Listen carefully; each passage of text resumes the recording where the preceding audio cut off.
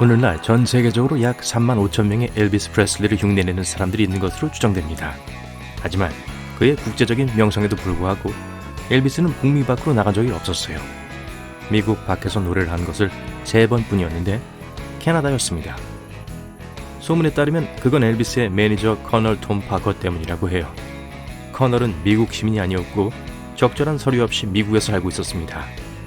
만약 엘비스의 해외 공연을 위해 미국을 떠난다면 재입국하는 것이 허용되지 않을 것이라고 생각했어요. 그래서 해외 공연보다는 전 세계 사람들이 그를 보러 오게 만드는 것이 그의 경력에 더 효율적이라고 엘비스를 설득시켰습니다. 그것은 커널 파커가 엘비스의 경력을 위해 한 미심쩍은 일은 그뿐이 아니었습니다. 로큰롤의 왕이 세상을 떠난 지 몇 년 후 엘비스가 음악과 영화 프로젝트로 벌어들인 돈의 절반을 그가 가져가고 있다는 것이 밝혀졌습니다. 하지만 커널 파커는 기발한 마케팅의 대가였고 엘비스와 그의 음악을 좋아하지 않는 사람들로부터 돈을 벌 수 있는 방법도 생각해냈어요. 파커는 "나는 엘비스가 싫어" 라고 쓰인 핀까지 디자인했습니다. 그래서 엘비스 상품을 사고 싶어하지 않는 사람들에게도 물건을 팔 수 있었어요.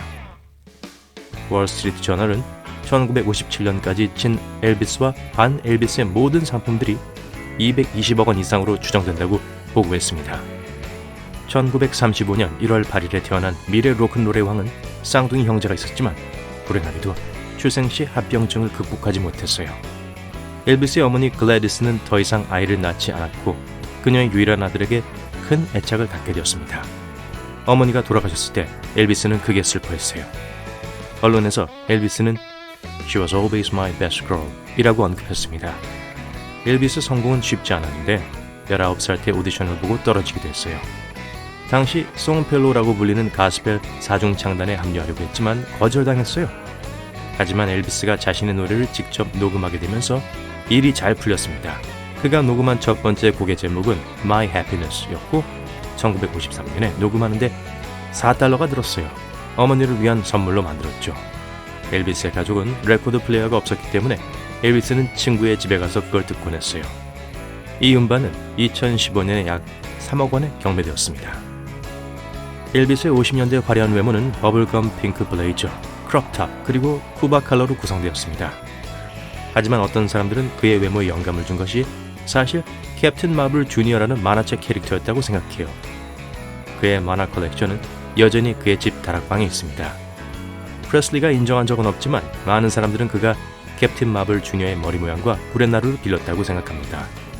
이 슈퍼히어로는 또한 그가 무대에서 자주 입었던 망토 같은 점프슈트에 영감을 줬을지도 몰라요. 그의 특징적인 검은 머리는 원래 머리색이 아니었습니다. 그는 금발이었어요. 그는 처음에 머리 색깔을 유지하기 위해 구두약을 사용했죠.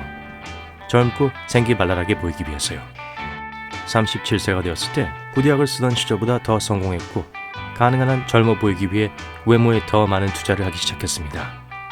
오늘날도 판매하고 있는 염색약 미스 크레롤 51T 블랙 벨벳이라고 불리는 색상을 사용하기 시작했어요. 엘비스는 심지어 속눈썹까지 염색했어요. 엘비스가 잘하지 못했던 한 가지는 건강한 식생활이었어요. 그는 가장 터무니없는 음식 조합에 열렬한 팬이었습니다.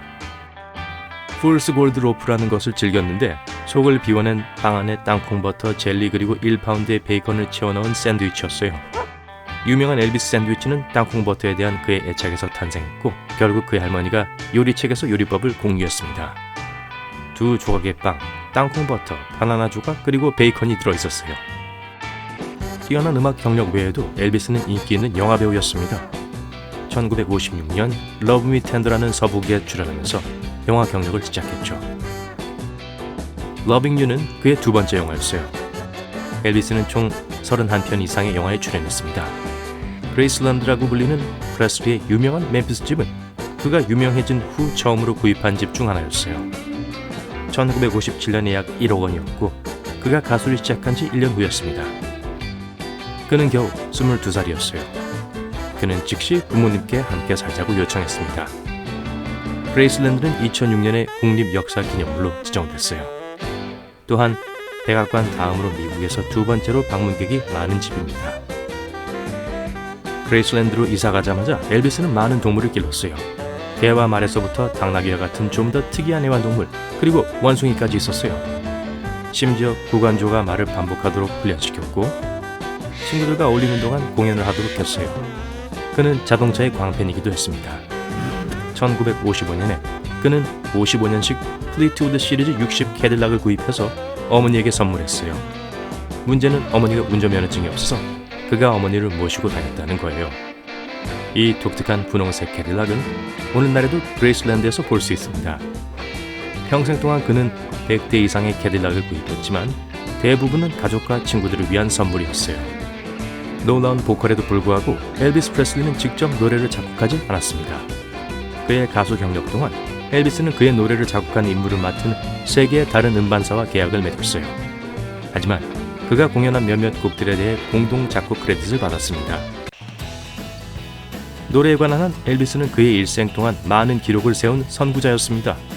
1950년대 베스트셀러 싱글인 Hound Dog, Don't Be Cruel과 1960년대 It's Now or Never로 유명했어요.